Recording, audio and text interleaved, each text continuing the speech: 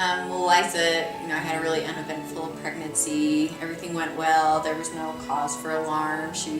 Everything checked out normal. She hit all of her milestones on time, if not early. She could walk, talk, play. Eliza was a typical active 2-year-old who loved playing, learning, and laughing. Health concerns grew in the spring of 2007. With an unstable gait, she could no longer walk. When she was 14 months old, she had one eye that started kind of turning in, and then as the week went on, the other eye did it too, and within a matter of days her eyes were just completely crossed. So we took her to a pediatric ophthalmologist and said, she has sudden onset eustotropia. It's a muscle problem. We just have to go in and adjust the muscles, either tighten them or loosen them. So they did an MRI and it looked normal, so they weren't worried about anything in her brain, causing her eyes to have problems. So she had a couple of eye surgeries to correct it and, started walking the day after her surgery. So we just thought, problem fixed. Despite these treatments, Eliza quickly began losing motor skills. The way she walked always kind of bothered me. She's very stiff. She sort of walked like a child that has cerebral palsy. She couldn't run, she couldn't jump. When I had asked doctors about it, they'd say, it's just taking her a little bit longer because of her eyes, she's just set back a little bit. But it always bothered me in the back of my mind, and right after she turned 2, she stopped walking again, started crawling again, and we knew for sure, there was a problem. And took her back to her ophthalmologist, and he said, no, she should be able to run and jump, despite her eye problems that she had. He referred us to a neurologist, and started the long road of trying to figure out what was going on with her body. Throughout 2007, Eliza was misdiagnosed 3 times. Despite treatments, her condition grew worse. Eliza continued to get weaker and weaker, and more tired.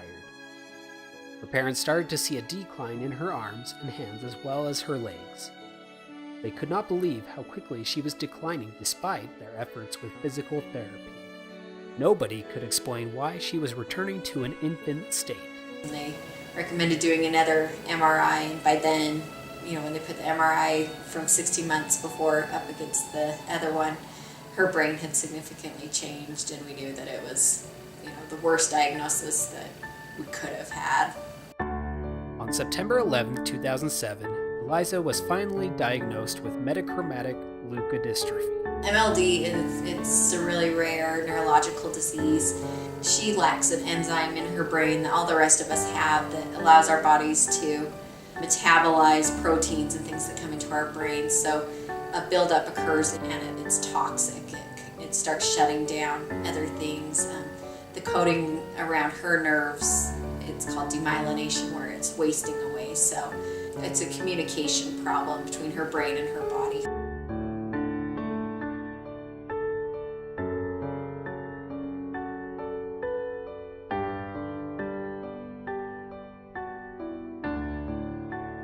Telling her body to move or telling her to talk, it slows over time until it's pretty much eventually gone. They just go backwards in time. She stopped walking, she stopped crawling, she couldn't sit up, she stopped talking.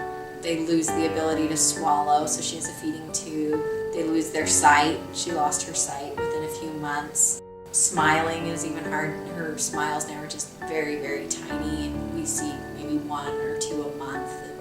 It's just really hard for her body to do anything.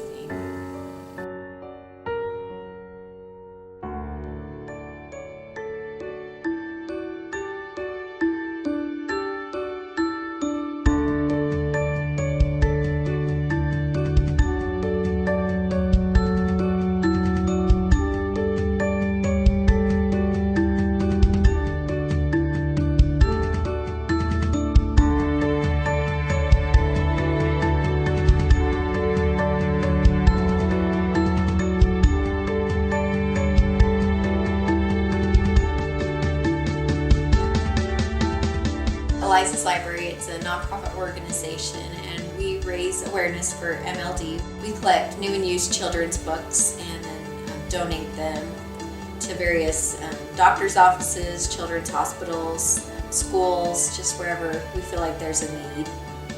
When you have these trials in life, I think you can look at things in a very negative way or a positive way. I mean, they're still going to be hard, but to me it seems like it's all happening in vain unless you have something good come from it.